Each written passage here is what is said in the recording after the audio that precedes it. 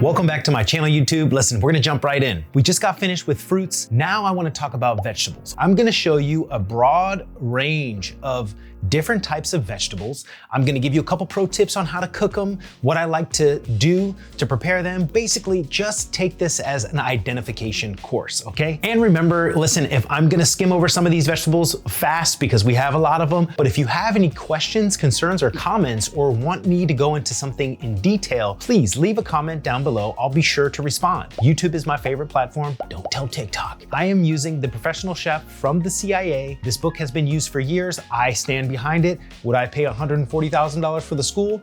I think not. Purchase the book, but trust me, I'm not sponsored by them. You don't have to. I'm gonna leave a downloadable PDF in the description box. I highly recommend go download it and follow along. Now let's get into it.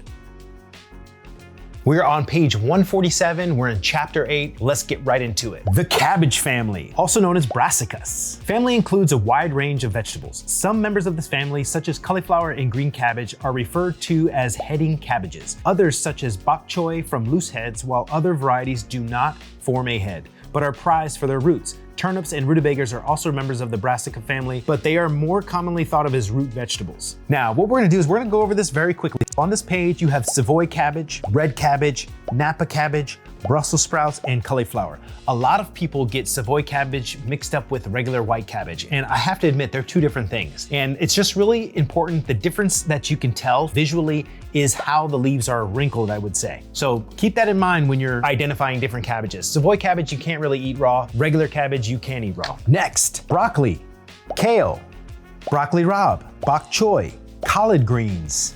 If you have any questions about the brassicas family or cabbage in general, leave them down in the comments. I'll be sure to respond. I'm pretty sure everybody's good with that, but it's very important that I just extend that hand. If you have any questions, don't be ashamed or embarrassed. Let's talk about it.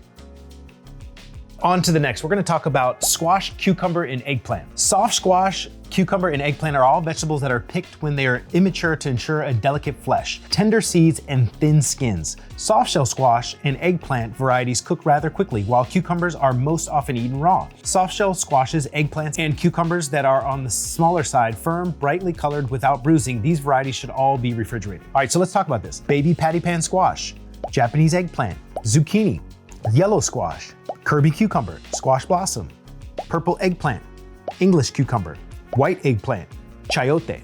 Now, I'm a big fan of this family. I really love the patty pan squash during the summertime when they are in season. And I'll be honest, the way I do it is I cook them quickly. I still like a little bit of bite, but I love these squash when they're freshly harvested and just roasted simply with a little garlic and chili flake.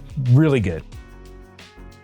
Next, we're gonna talk about hard shell squash. Hard shell squashes are also members of the gourd family, are characterized by their hard, thick skins and seeds. These thick skins and yellow to orange flesh require longer cooking than their soft shell counterparts. Select squashes are heavy for their size with a hard, unblemished rind. Hard shell squashes may be stored in a cool, dark place for many weeks without deteriorating in quality. Listen, you see squash all over the place, and sometimes it's hard to tell the difference between if you say yellow squash and somebody gives you a spaghetti squash, there's a difference there, right? The spaghetti squash is the hard squash, but the biggest thing you need to know is, do you want summer squash or winter squash? There's a huge difference there. So every time I say summer squash, then the farmer or the vendor knows that it's the patty pan zucchini squash and not the hard shell squash. So very important, let's talk about the different types. Red curry, pumpkin, kabocha, sweet dumpling, white and orange Jack B. little pumpkins, delicata, butternut squash, striped Eddie,